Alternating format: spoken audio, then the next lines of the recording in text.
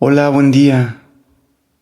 Espero este episodio te encuentre con bien y tú goces de buena salud.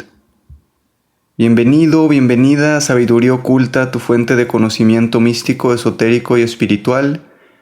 Yo soy Moisés Guzmán y este episodio en particular es especial, ya que Marcela Heath de Alquimia Personal me invitó a su programa para hablar sobre el chamanismo. Este es el episodio que grabamos juntos y espero en algún futuro tenerla a ella de invitada en el programa para que nos hable un poco sobre lo que ella sabe. En la descripción de este episodio te dejaré enlaces a sus redes, pero sin más preámbulos, espero disfrutes de este episodio.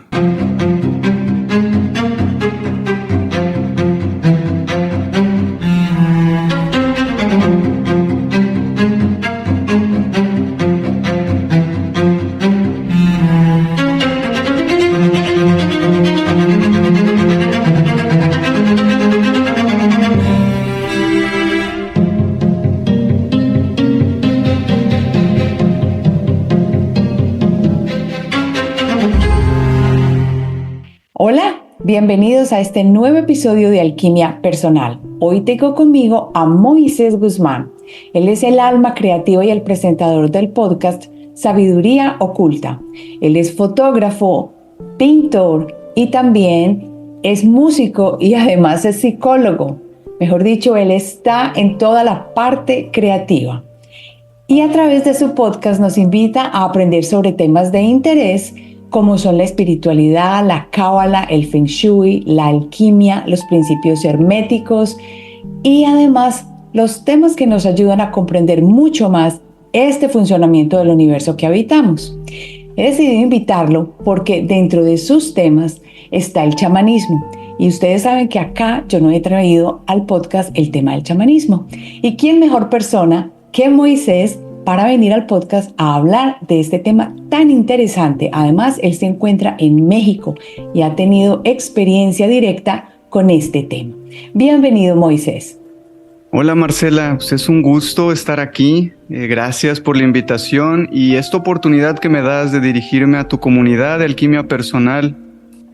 Fíjate, creo que el contenido de ambos de nuestros podcasts son una manera de ayudar a todas las personas que en su momento estuvieron así como tú y como yo, con miles de preguntas, muy pocas respuestas y en lo personal siempre comparto lo que sé desde el corazón y siempre le he dicho a la familia de Sabiduría Oculta que nadie tiene la verdad absoluta, ¿verdad? Y si lo que comparto no tiene resonancia contigo o con tus creencias, pues no pasa nada realmente. Toma esta información como una manera de expandir tu conciencia y escuchar un punto de vista diferente.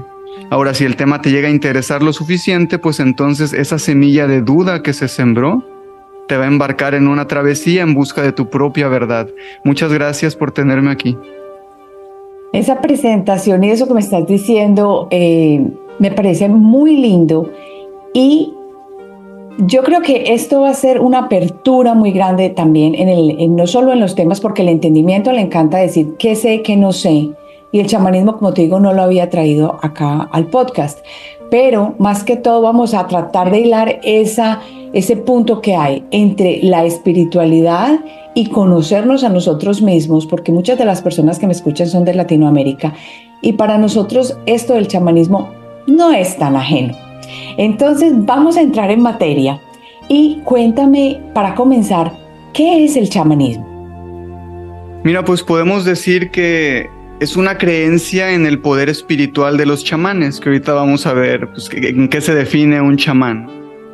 Estas son figuras vinculadas con el animismo. El animismo es la creencia que todo tiene un alma, absolutamente todo, no solamente los humanos, como ciertas religiones lo piensan.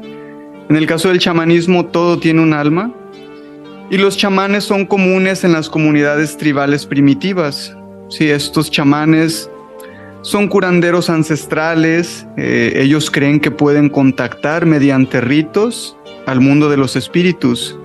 Y bueno, te preguntarás, ¿para qué contactan al mundo espiritual? Bueno, lo contactan para solicitarles que intervengan a favor de su voluntad, de modo que puedan realizar algún tipo de proeza mística, algún milagro. Entonces, el chamanismo es algo interesante no solo porque se trata de una de las primeras manifestaciones de religiosidad en la historia de la humanidad, sino que esta cosmovisión también ha servido como fuente de inspiración para otras culturas posteriores, ¿no? Y pues sí, se puede encontrar estos rastros del chamanismo en culturas y religiones que ahora están presentes. Qué interesante, porque uno no pensaría que con religiones modernas podríamos nosotros todavía estar tocando temas como el chamanismo. Ahí hay algo que tú me dijiste muy interesante, que es que el chamanismo es la manera de contactar, como quien dice, el mundo que no vemos, y que los chamanes están entrenados para esto, prácticamente lo sabemos. Cuando tú dices que a través de rituales ellos lo hacen,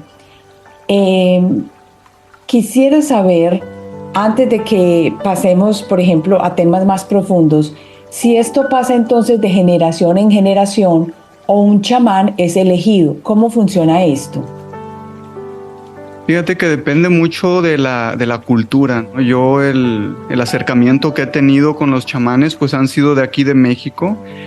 Realmente cuando fui a Perú, que estuve por allá un tiempo, por la prisa del viaje y todo, pues no pude yo hacer mi búsqueda de chamanes allá en Perú, pero sí me hubiera gustado. A lo que sé que incluso aquí diferentes culturas o diferentes etnias, grupos chamánicos también, tienen diferentes creencias, ¿no? Algunos ya nacen con ese don, otros pues se van preparando a medida que van creciendo y se van purificando durante su vida y llega un momento en que ellos se convierten pues en chamanes, ¿no? De su propia tribu, por así decirlo.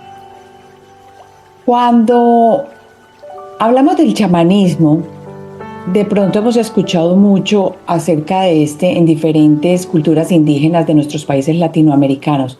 Pero ¿dónde se origina el chamanismo? No se sabe a ciencia cierta. Algunos dicen que Siberia, otros que Mongolia, Turquía. Pero muchos estudiosos sostienen la hipótesis de que los primeros chamanes fueron los Koryaks o los coriacos. Entonces, el chamanismo aparece en esta región de Siberia y Asia Central. Étnicamente son mongoles. Sí, estos son los que habitaron estas tierras alrededor del sureste de Siberia, por ahí del Tíbet también ahí estuvieron. Entonces ellos emigran a lugares alejados como Corea y Japón, y en esta migración que van haciendo pues van dejando esas características en los esquimales, en los indios americanos. Algo interesante es que el chamanismo es muy común, ¿no? En distintas culturas ancestrales o prehistóricas de la humanidad, y sin conocerse mutuamente, tienen este tipo de relación directa, ¿no? Se asemejan mucho en sus prácticas. Entonces, su presencia con distintos nombres, responsabilidades, modos de intervención en la comunidad, van formando parte de las tendencias comunes de estos modos de organización primitiva. Y en ese sentido podemos decir que el antecedente de todas las religiones organizadas pues se remota al periodo paleolítico superior, ¿no? Estamos hablando que el chamanismo entonces va desde antes de la invención de la agricultura, de la ganadería, de lo que es el sedentarismo, ¿no? En la humanidad. Entonces, si hablamos en años, hablamos que para el 9500 antes de Cristo se descubre la agricultura, ¿no? En el periodo paleolítico superior. Abarca desde los 35,000 años antes de Cristo hasta los 10,000 años antes de Cristo. Entonces, en esa época los primeros humanos vivían en cavernas. Sin embargo, pues se han encontrado estos indicios que desde esta época el chamanismo tiene sus raíces, y muchas de las prácticas místicas, estas prácticas simbólicas del chamanismo, se han mantenido de un modo u otro en religiones politeístas de las culturas antiguas, incluso pues de las modernas, aunque pues creo que todos sabemos, ¿no? Posteriormente fueron perseguidos, fueron marginados con este auge del monoteísmo en Europa y el Medio Oriente. Creo que es posible que lo que fue la cacería de brujas haya sido el fin de muchas formas de chamanismo tradicional europeo.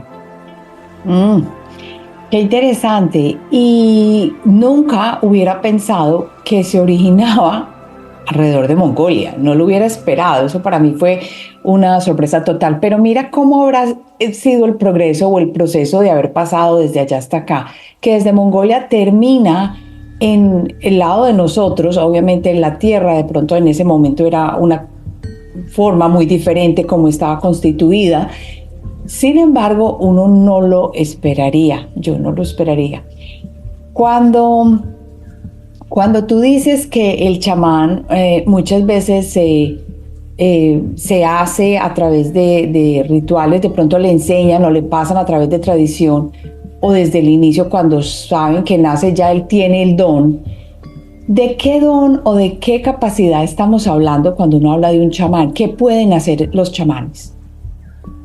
Pues mira, creo que aquí tendríamos que definir, ¿no?, lo que es un chamán. Y mucha gente, incluso aunque sabe, ha oído la palabra, pero le preguntas y que te dicen, no, pues es un brujo, ¿no? Un chamán invoca demonios, invoca espíritus.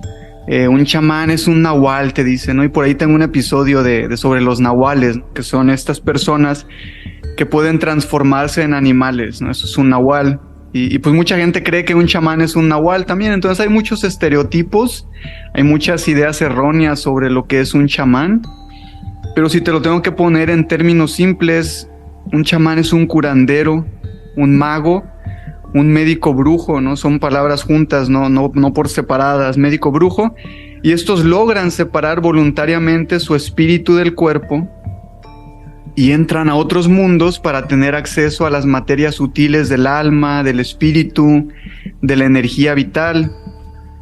Ya en términos más profundos, pues los chamanes son considerados hombres y mujeres de conocimiento, ¿no?, especialistas en el alma, en estas interacciones con lo divino.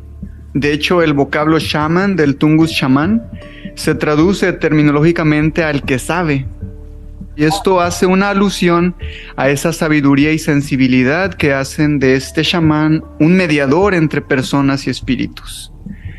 A los chamanes pues se les atribuyen muchas cualidades sorprendentes, ¿no? Dicen que tienen total resistencia al dolor, que tienen esta capacidad de controlar los elementos de la naturaleza.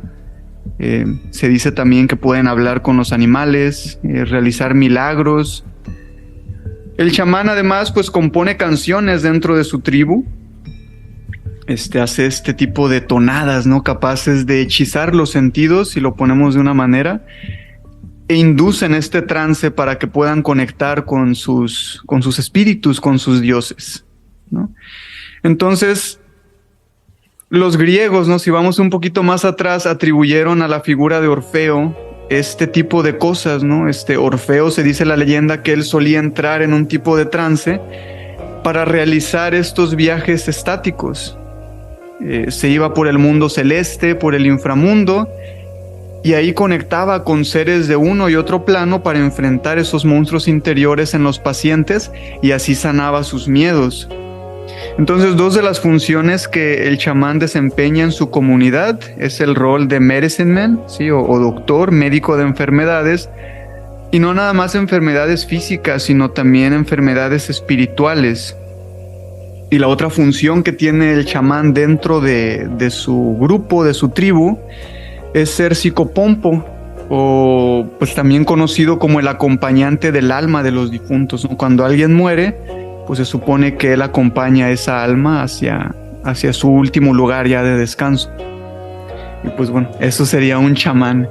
Qué bonito que ahí acabas de mencionar el psicopompo, porque yo no sabía mucho del psicopompo hasta que hace poco escuché una mujer en un episodio de un podcast que no recuerdo el nombre ahora. Ella es una mujer en Escocia. Bueno, en Escocia no, ella se educó con personas de Escocia para empezar a ayudar a la gente a pasar de plano. Y ahí fue la primera vez donde yo escuché eso que me acabas de decir, psicopompo. Y no sabía que aquí también nosotros teníamos a través del chamán el mismo servicio, porque es un servicio para el alma. Claro. Qué bonito eso. Y yo te voy a preguntar entonces, si el chamán es una persona que es un hombre medicina y también es un hombre que ayuda a pasar a las almas, ¿Cuál era entonces cómo lo veían las personas en su tribu? ¿Le temían? ¿Lo veían con respeto? Porque lo que tengo entendido es que muchas de las personas que son chamanes o personas medicina, todo el mundo les tenía su respetico y los ponían al borde de la tribu, de la aldea. Nadie se iba a meter con él ni lo molestaban, pero a la hora de la verdad tampoco se querían mezclar directamente con él. ¿Cómo es esto cómo vivía ese chamán? Fíjate que pues a los chamanes siempre los han respetado, ¿no? Por lo mismo que se les considera un hombre de medicina y alguien extremadamente inteligente. Un papel que también desempeñaban los chamanes en sus tribus, eran sacerdotes, ¿no? Dentro de estas tribus, hacían todos estos rituales, como mencioné antes, ¿no? Eran sanadores, eran herbalistas también.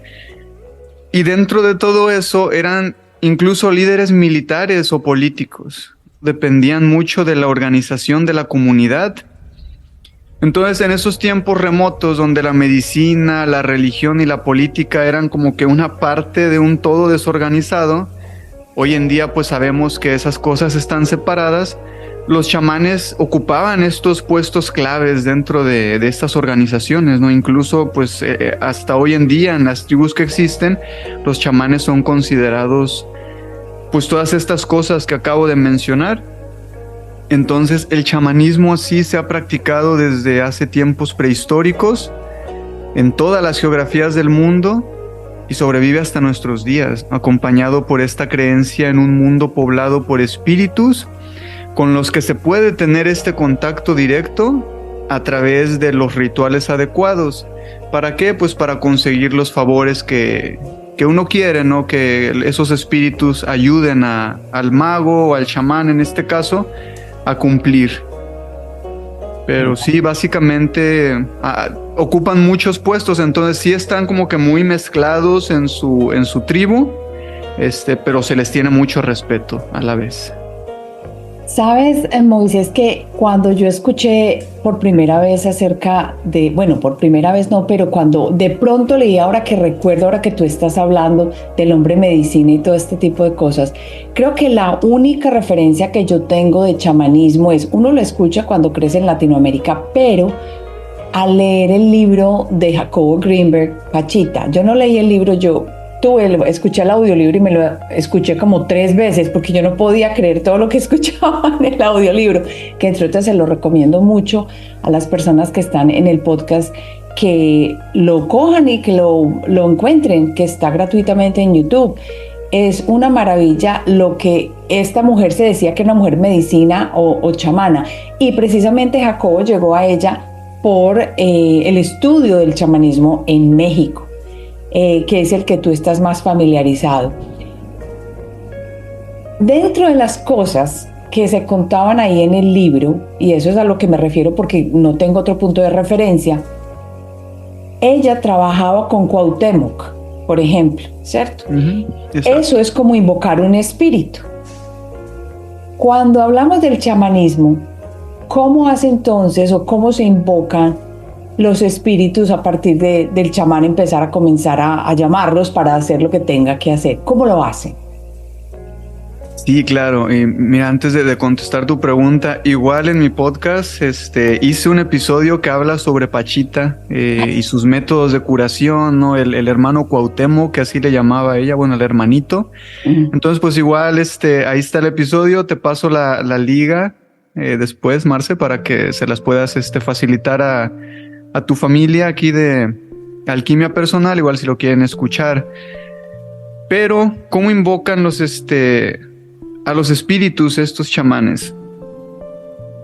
Mucho tiene que ver también con vestir un ropaje específico con estos chamanes. Por eso los ves y tienen una vestimenta muy peculiar, ¿no? A menudo usan pieles de animales totémicos o animales guardianes, por así decirlos. Jaguares, águilas, ¿no? Todos esos que pues las culturas prehispánicas consideraron como guardianes. Y estos espíritus los invocan a menudo para llevar ciertas tareas especiales. Y pues te puedo poner un ejemplo, ¿no? Imaginemos que el clan o el grupo iba a ir a un tipo de guerra Entonces, pues el chamán invocaba un espíritu del jaguar para dotar de fiereza y de fuerza a estos guerreros de la tribu antes de esta batalla.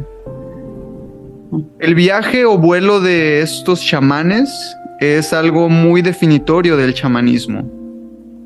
Esto se atribuye a la sensación que pues dejas tu cuerpo y a través de la ingesta de ciertas plantas que obviamente tienen sustancias alucinógenas como lo son los hongos, el peyote, la ayahuasca, ¿no?, que contiene DMT. Y en este viaje los chamanes visitan otras regiones.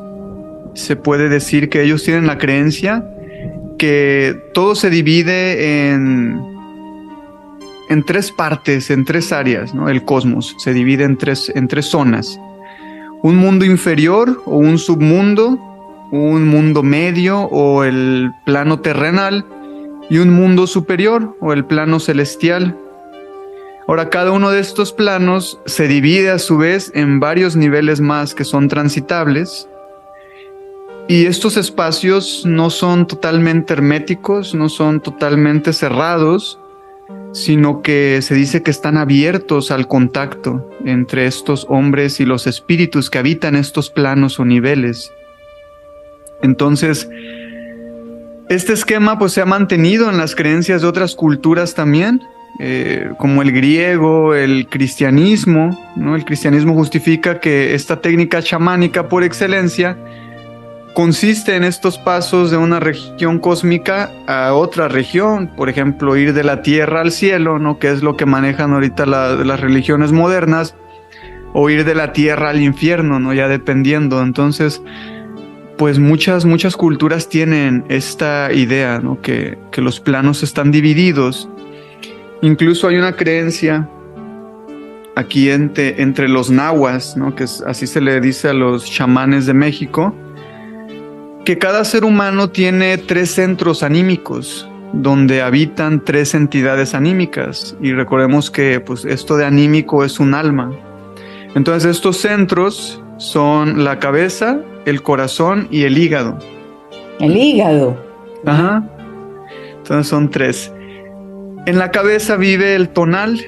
El tonal podríamos decir que es un animal, ¿no?, el cual cuando una persona nace adquieres este vínculo con este animal, con este tonal.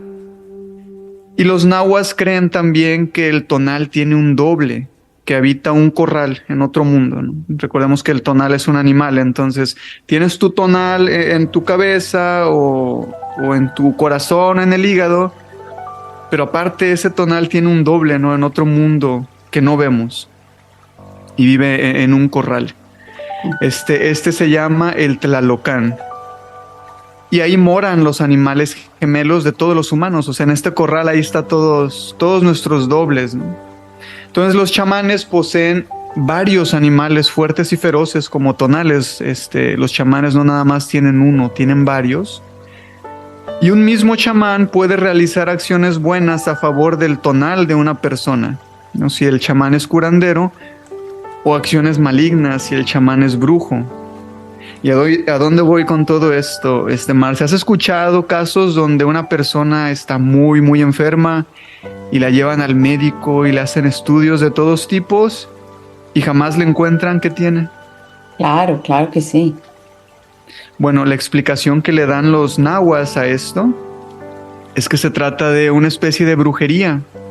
¿Y la brujería en qué consiste? Consiste en un rapto, en el sueño del tonal de la víctima. Entonces, durante un viaje onírico, el tonal del brujo conduce al tonal de la víctima al corral de los animales compañeros y ahí se alimentan de la sustancia espiritual de este tonal que en el mundo físico va debilitando al enfermo y lo puede llevar, hasta la muerte incluso. Wow. O sea que es como si se robaran o raptaran a nuestro animal guía y lo llevaran y lo separaran y se comieran la energía de ese animal guía. Sí, exactamente así. Digo, pues es la creencia que tiene, ¿no? Pero sí, yo he visto muchos casos de personas, ¿no?, que no les encuentra nada y nada más están enfermas y enfermas y enfermas.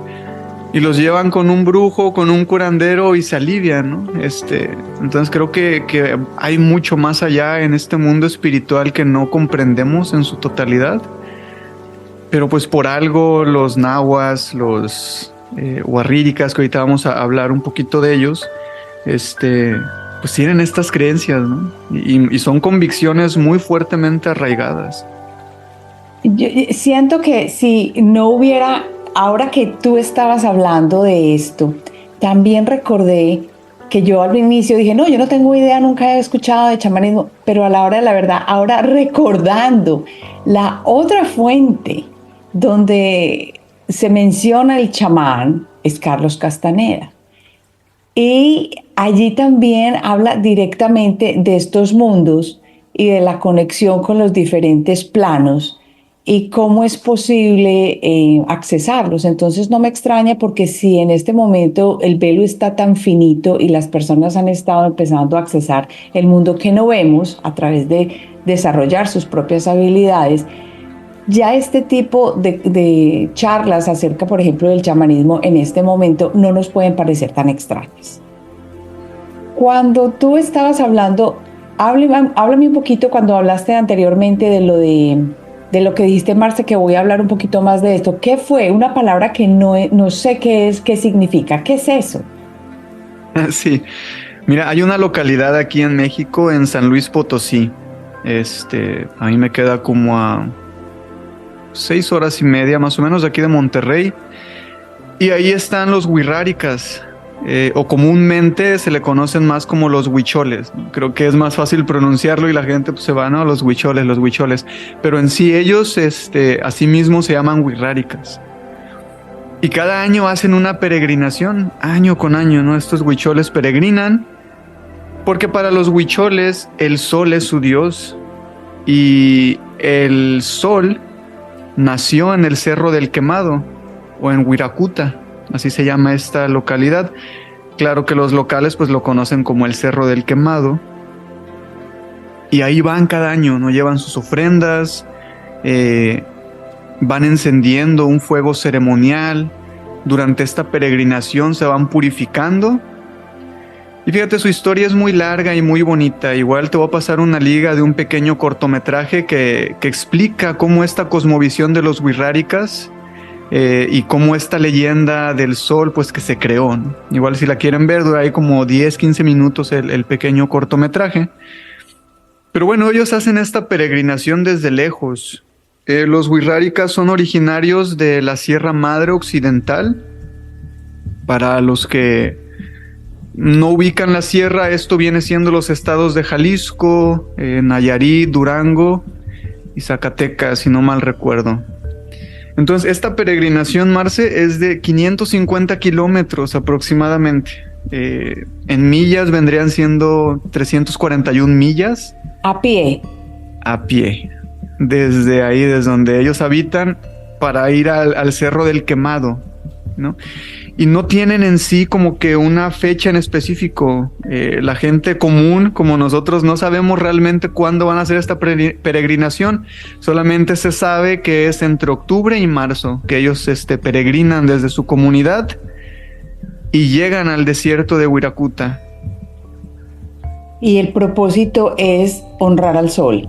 Ajá, entonces en esta peregrinación viajan el maracamé, así le dicen ellos a su chamán, y también viajan los jicutitamete, ¿sí? Estos así les dicen a los que van recolectando el peyote. Ahorita hablamos un poquito del peyote.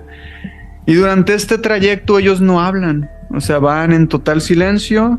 Solamente toman agua también, ¿sí? Van en completo ayuno recolectando peyote nada más, que este peyote es importante porque lo van a utilizar al final ya que llegan a su destino.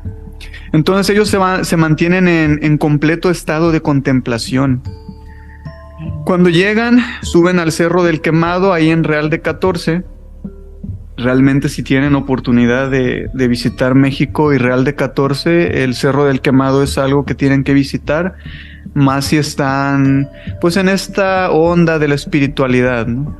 Entonces se los recomiendo mucho que suban al Cerro del Quemado si llegan a ir a Real de 14. Es Pero que, bueno, ellos...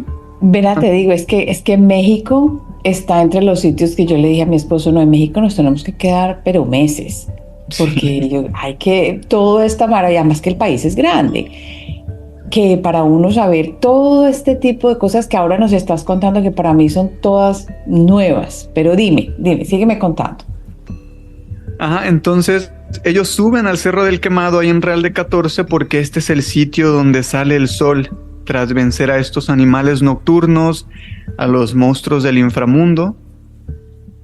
Entonces los Hikuri Tamete, perdón, confiesan sus historias románticas una vez que llegan ahí. Y mientras un niño los golpea, ¿no? Con una ramita, obviamente no les duele, pero pues eso es como que para que no se guarden ningún secreto. Ellos llegan ahí a purificarse, a sacar todo. Entonces, pues todas estas confesiones, las empiezan a hacer, el niño los empieza a pegar con una ramita.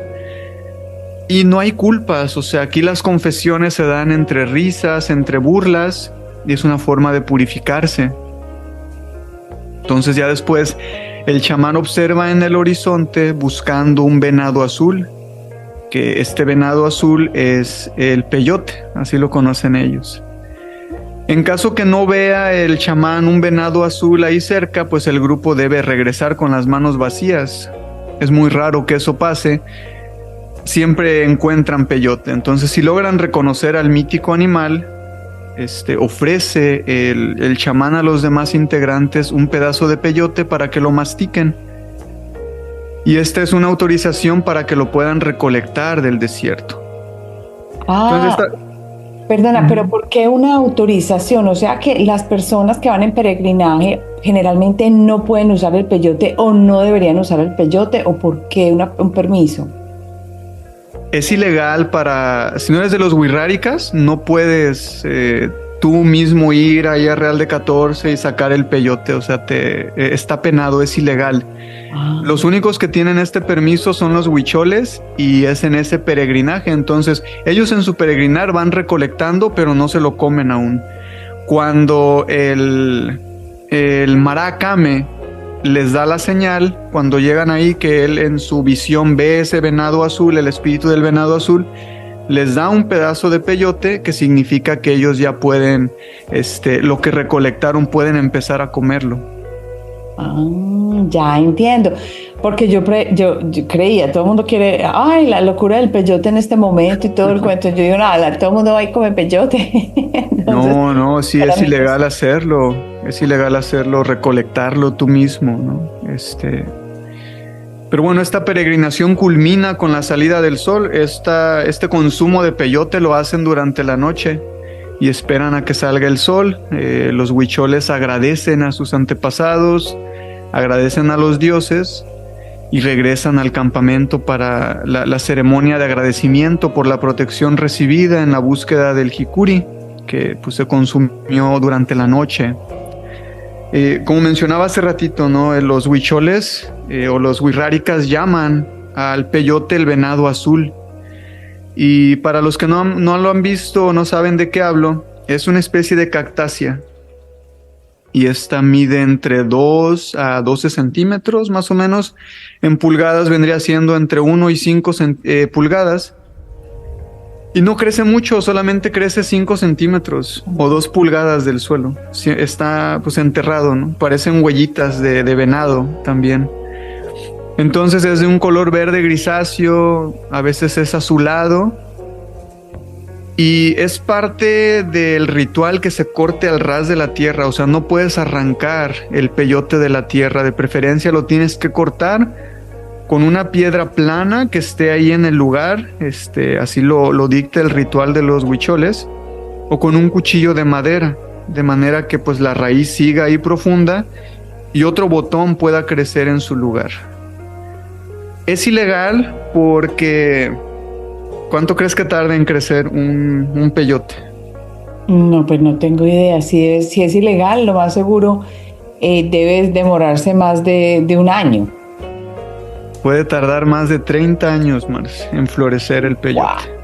Wow. 30 años. 30 años, entonces pues en su momento sí, mucha gente iba y los quitaba y los arrancaba, ¿no? Sin saber que pues no se tiene que arrancar porque pues lo mata realmente.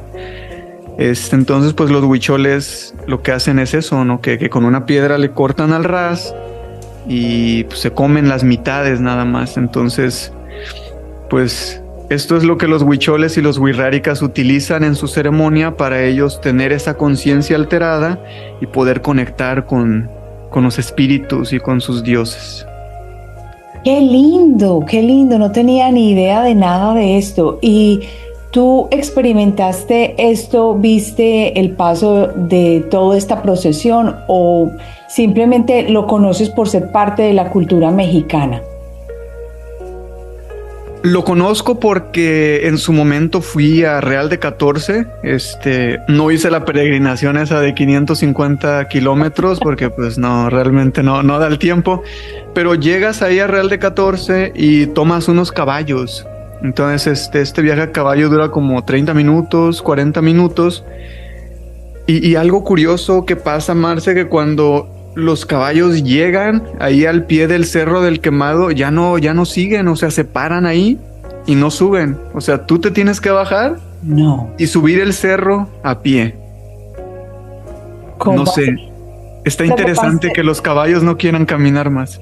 Sienten, uno cree que estas son boberías y no son boberías. Uno sabe ya y siente, porque uno lo ha experimentado cuando uno entra a un sitio, cómo está la energía. Entonces no me extraña. Después de que tú vas y dejas el caballo, ¿qué hiciste?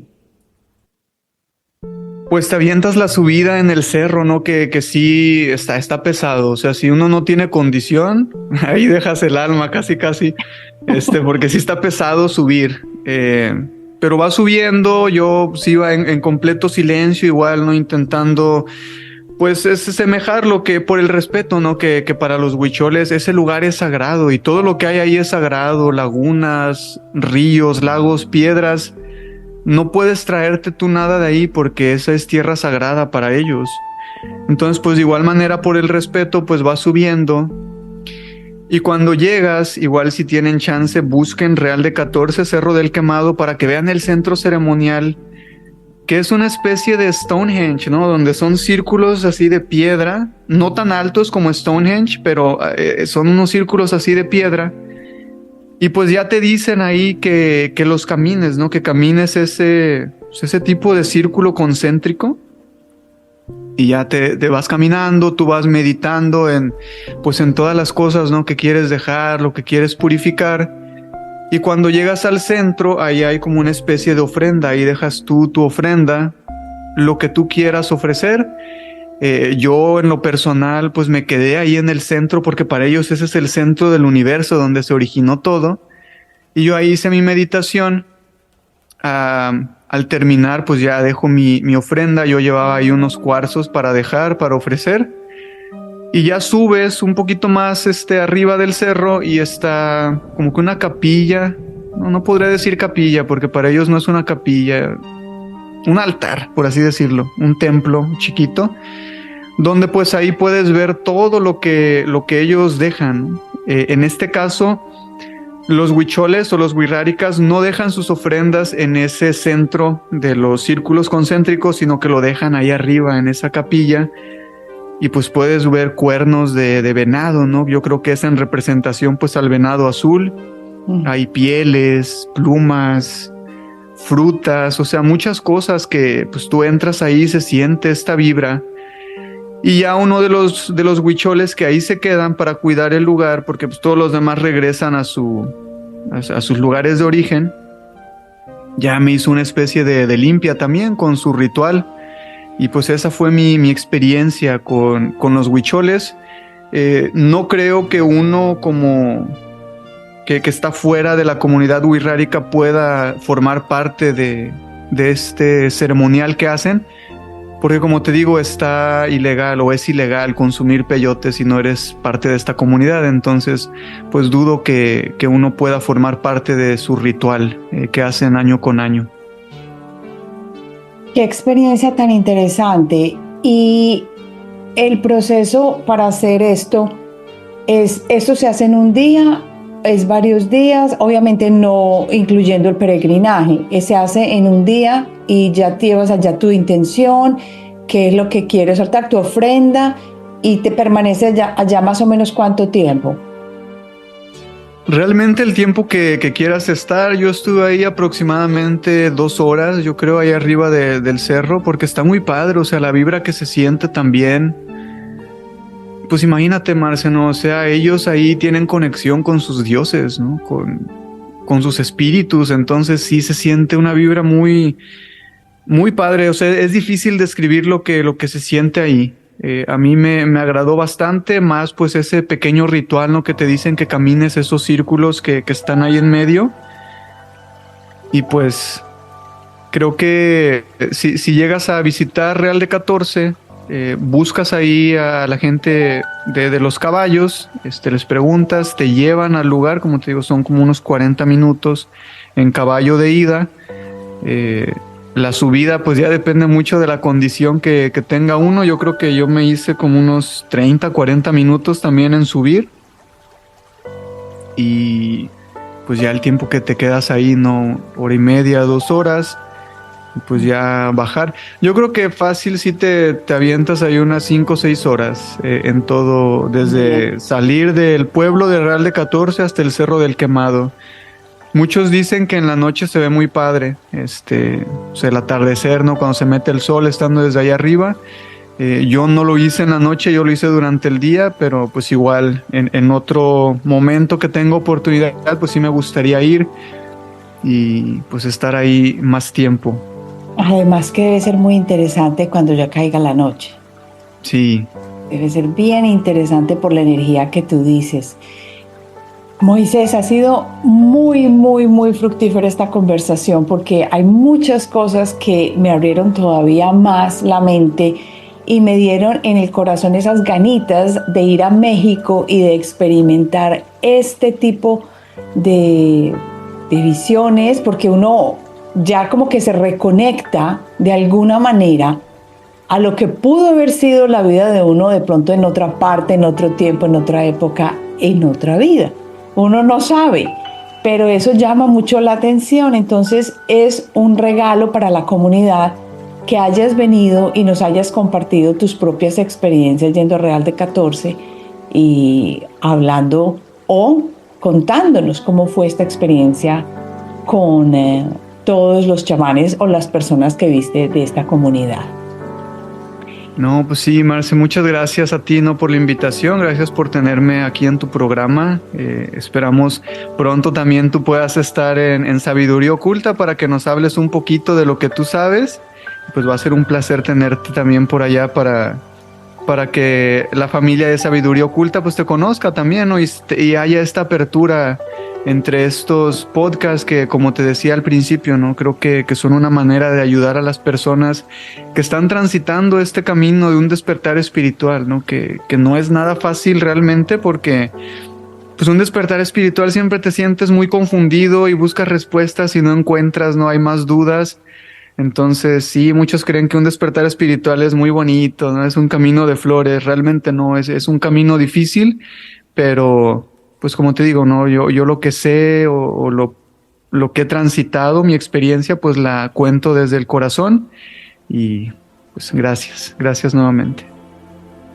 Ha sido maravilloso haber tenido a Moisés acá en el podcast y en el episodio. Si tú estás viendo este video a través de YouTube, te invito a que te suscribas y también a que sigas a Moisés en Sabiduría Oculta, que es el podcast donde tiene unos bites muy geniales y podcasts que no son muy largos, que uno puede consumir. Claro que te cuento que uno se va a consumir bastantes de una vez y para eso él ya tiene muchos ahí.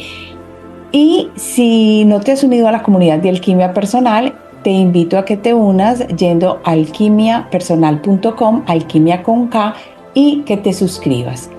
Hemos llegado entonces al final. Recuerda enviarme tus preguntas y también aquellos temas que tú deseas que traiga aquí a la comunidad. De nuevo, Moisés, mil gracias por haber participado en Alquimia Personal y esperemos que esta no sea la última vez. Muchas gracias, Marce, y pues saludos a todos, a toda la comunidad de Alquimia Personal. Un gusto, cuídate mucho.